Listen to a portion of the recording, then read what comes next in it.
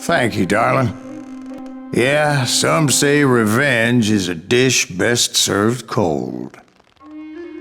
So whatever happened to that Bob guy you were after? Personally, I'd like to hear some of your other adventures. Like, I don't know, did you ever go toe-to-toe with a red man?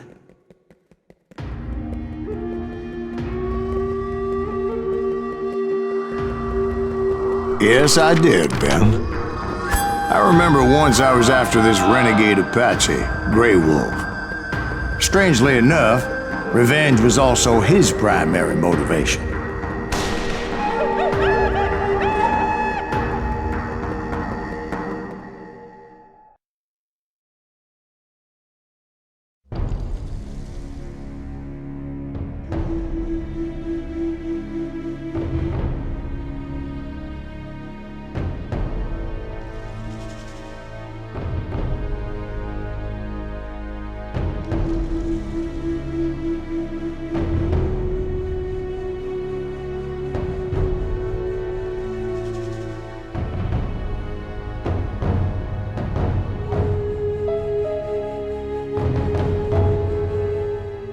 A bounty was put on Grey Wolf's head, and that's how I came to hunt him in the mountains. Mountains so high they tickled the nether regions of heaven.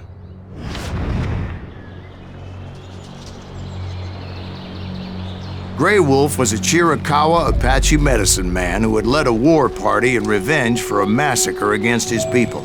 The U.S. Army had attacked his tribe during his daughter's sacred sunrise ceremony, and the slaughter was unspeakable. I understood his anger, as there's nothing more traumatic than seeing those you love die in a cruel and painful death.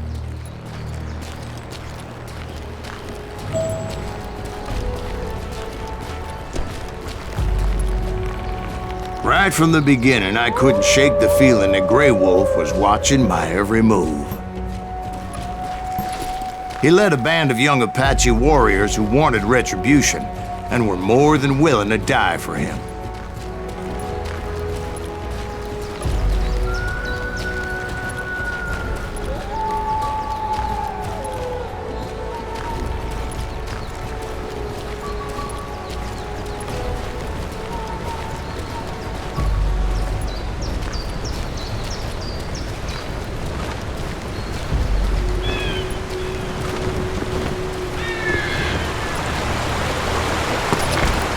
They saw me before I saw them.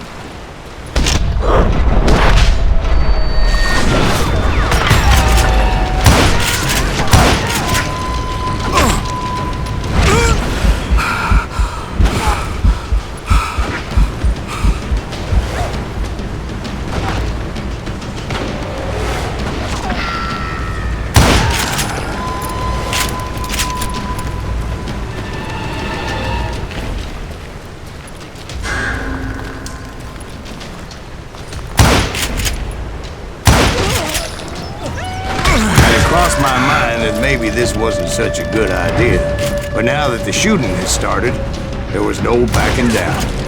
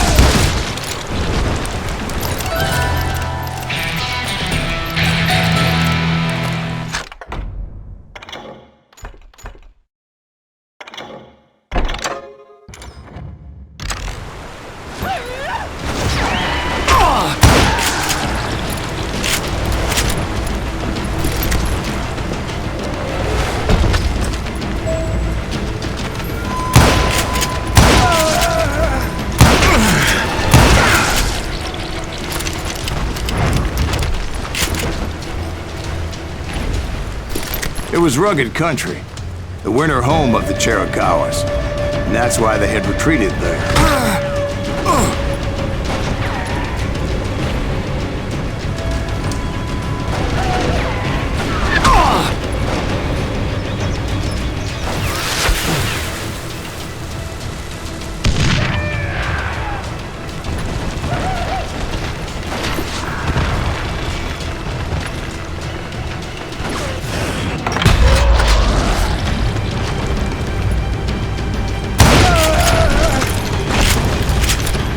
I admit to having some regrets about going after them the way I did. But then again, I got a lot of those.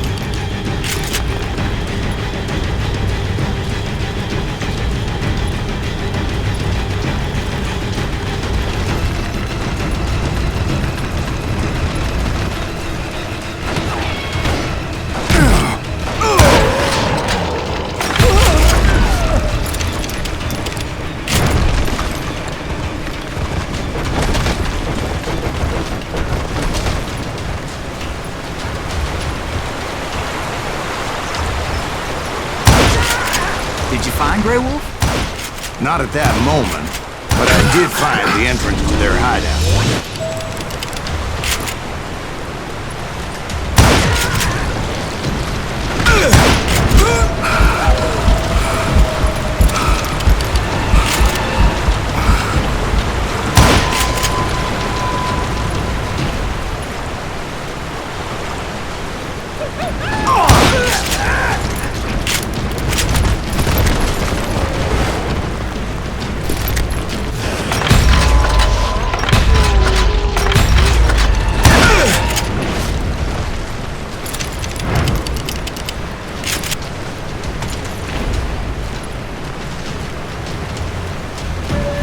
Deep crevice that led to a deeper cave. Don't tell me you went in there. Yeah, but it's not out of bravery so much as pure, angry cussedness.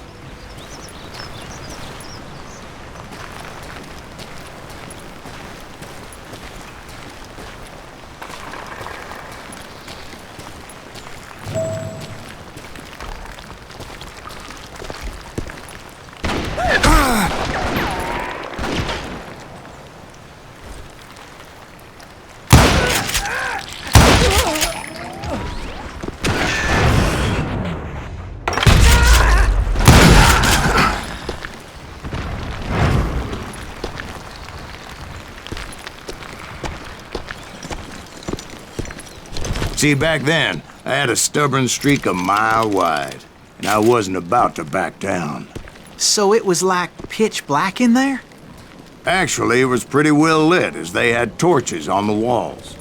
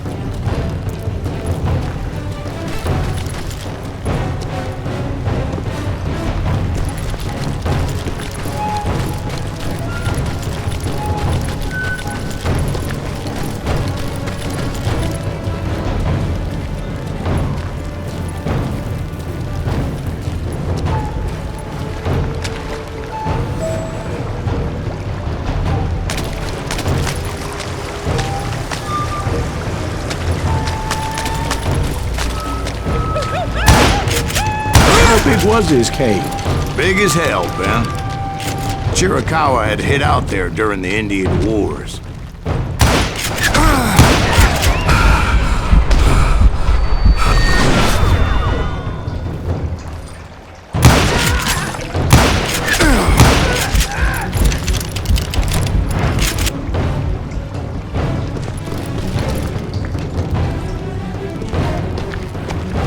They thought it was haunted with the ghosts of those murdered by the horse soldiers. The cave was haunted with dead Indian ghosts?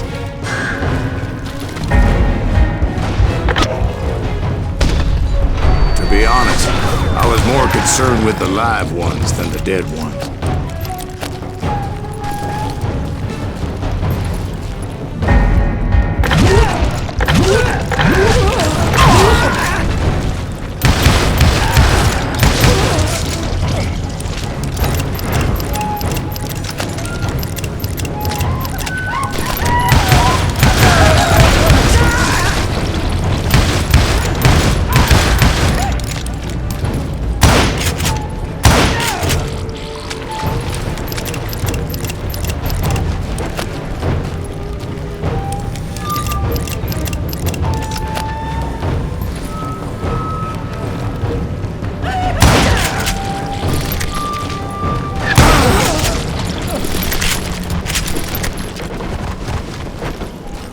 How come you know so much about engines? A few years back, I was married to 2 Mescalero women. At the same time? Yeah, they were sisters. Polygyny is traditional among the Mescalero. So what happened? Oh, I had to get out of there. Those girls never shut up. Both of them nagging at me all the time. Drove me half crazy. Haven't seen them since. No, I mean, what happened with Grey Wolf? Oh, well, I pursued him into the Cave of Death.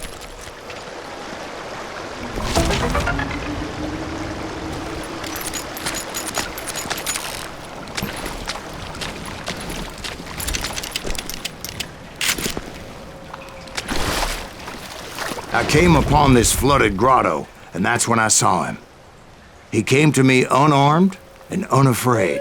His voice echoed in the shadows, and I sensed he meant me no harm. You carry great darkness in your heart, and if you do not release it, it will claim your soul. The sound of his voice put some kind of ancient Indian spell on me.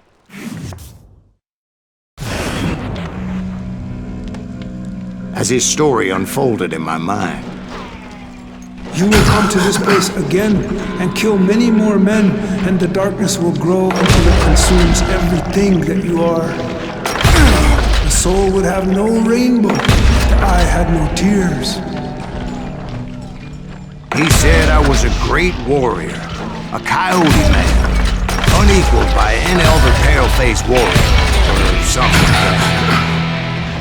The snakes look like shadows of your past until the venom poisons your heart, and an echo of the song of the dead summons the spirits deep from within the mountains.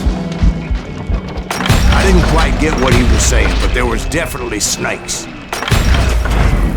And indeed, his warriors surrounded me and attacked me like hungry wolverines. They couldn't stop me, though, and Grey Wolf wasn't in the mood for idle talk.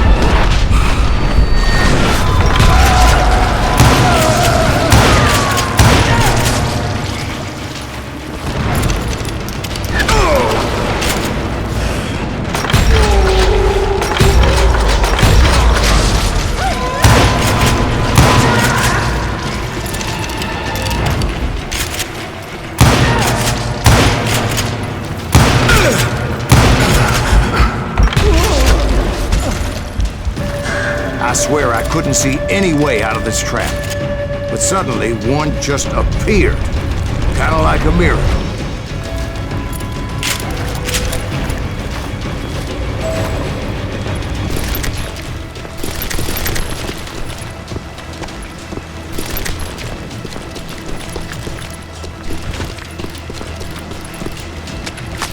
I felt like I would be lost in that damn cave forever.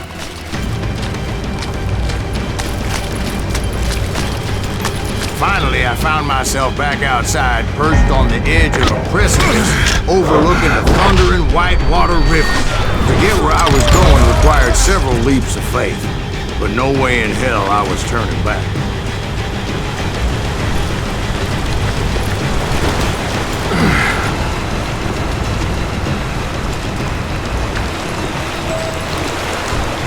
I chased after him, determined to make him explain the meaning of all that mumbo-jumbo.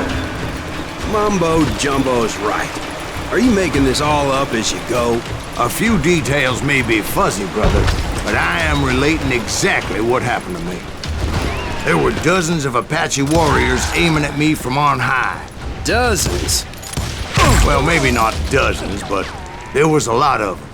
At least 3 or 4. Well, more than that, little lady.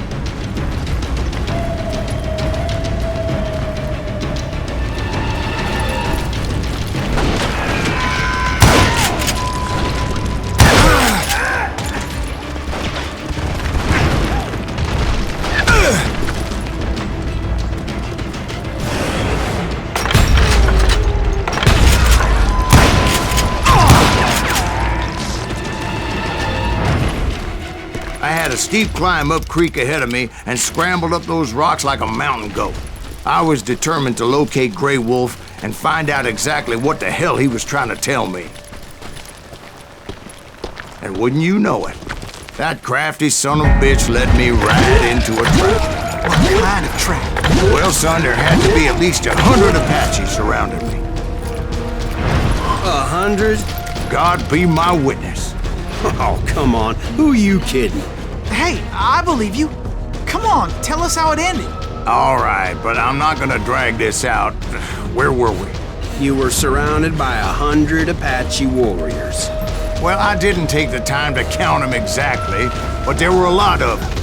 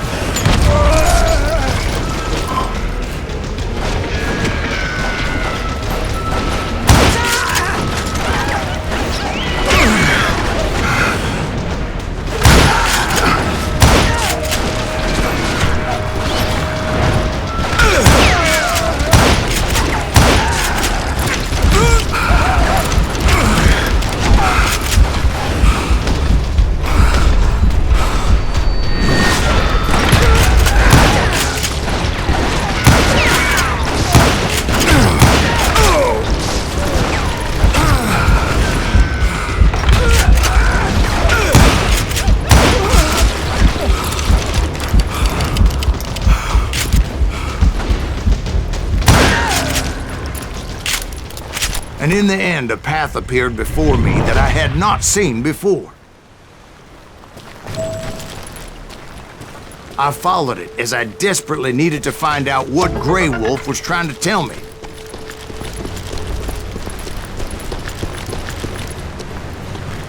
But it was like that son of a bitch disappeared into thin air.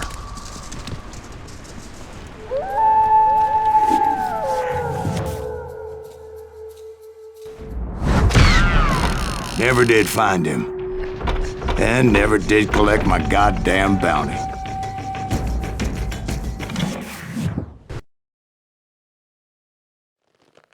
Thank you, darling. It's interesting how the truth can sometimes seem, might malleable, depending upon your point of view. Like how those dime novels make you out to be something you're not? Jack, don't be starting trouble. No, he's right. They do tend to exaggerate. Did they exaggerate your part in taking down the Daltons? Well, I was there in the flesh, boy, so I saw what happened firsthand.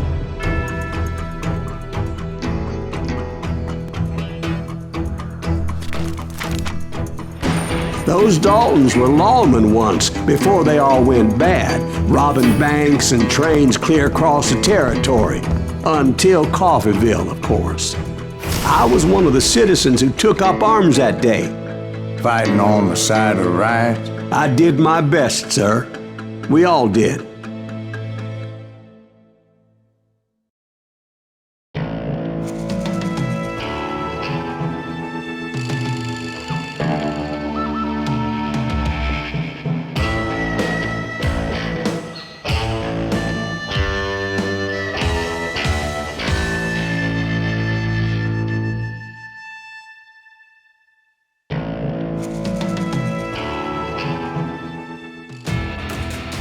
It was early morning.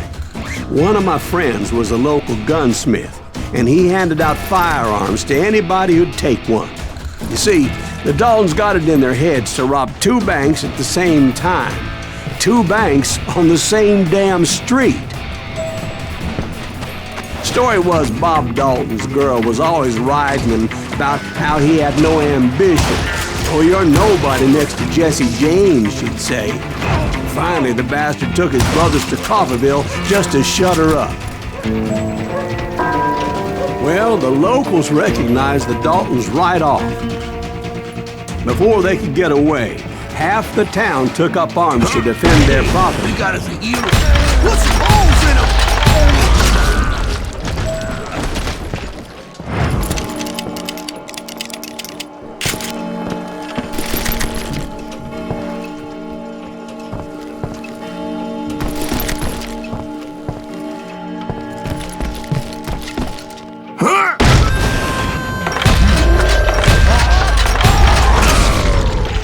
The brothers paid dearly for their stupidity, but everybody knows they had it coming. There's more to it than that. I read all about that day, so I know for a fact that it went down very differently. First of all, it was high noon. A posse of U.S. deputy marshals were on the rooftop across the street. Get ready, boys. They're gonna make a move. The lawmen had been tracking the Daltons for months. Now they finally had them dead to rights. But those boys had a reputation as stone-cold killers. The marshals took every precaution, knowing they wouldn't go easy. Among them was a bounty hunter feared by many a lawbreaker.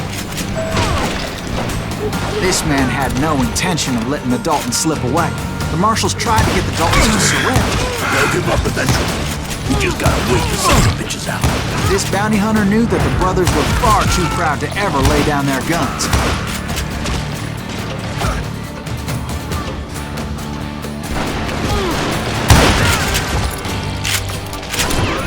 He went in there alone to confront those criminals. One of the marshals shouted, "Where are you going? Are you crazy?"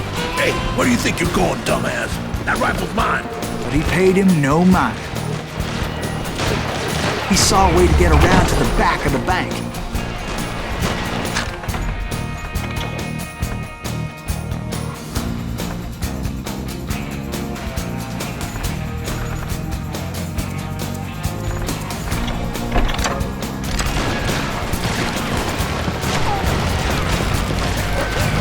Then he figured out how to hit the Daltons from a direction they weren't expecting.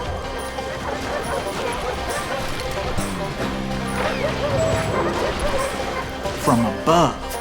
Fortunately, a water tower was right there.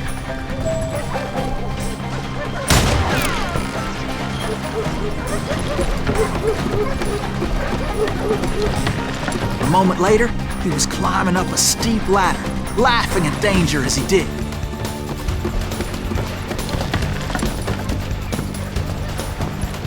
It was brave men like him who risked their lives to tame this wild country.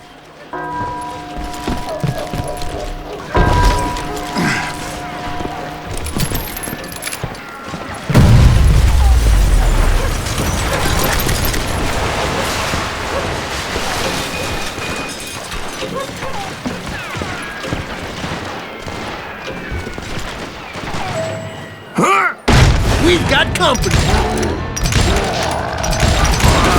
God damn you! Heroic men like him, who did what other men couldn't or wouldn't to make this country free. Like Jim Bowie and Davy Crockett, who died defending the Alienware.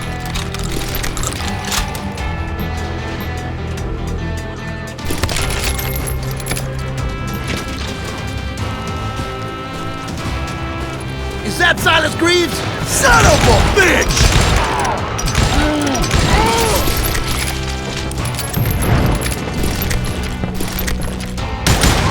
Come on, kill him!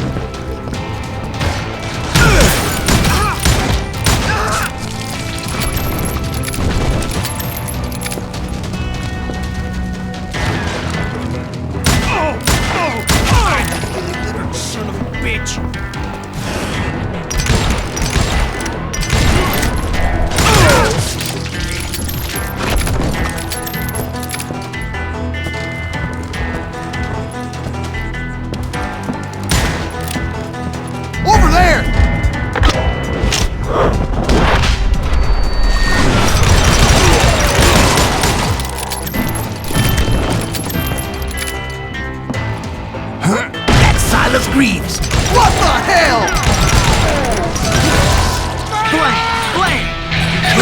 victorious, taking down those thieving Daltons.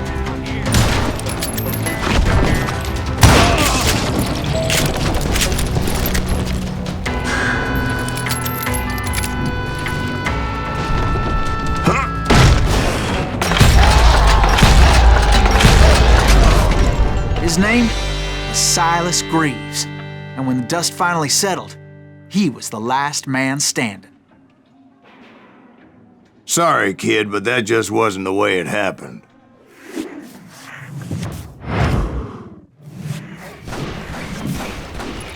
It was early evening, not high noon.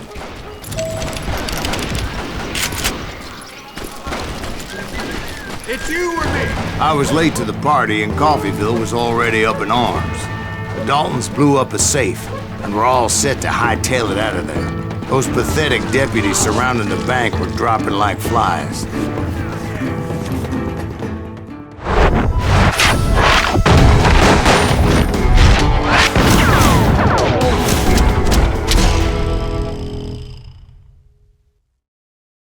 I had been tracking those jokers for months, waiting for them to do something reckless. And finally, they did. Those stupid bastards decided to rob 2 banks at the same time in the same town where everybody knew them. But they still had friends in Coffeyville. You can't get me.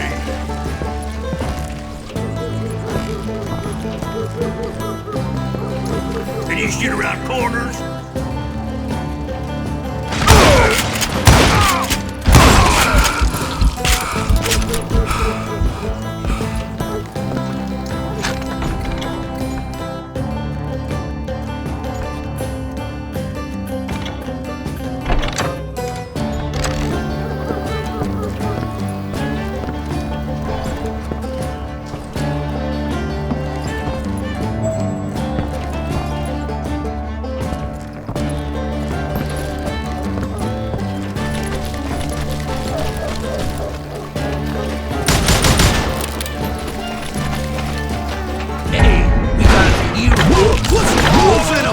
Those friends came after me like a pack of wild dogs, tooth and nail.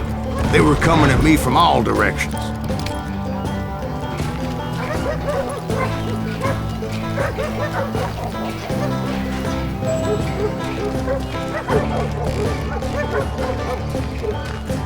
I caught sight of the Daltons running with the money and didn't want to lose them.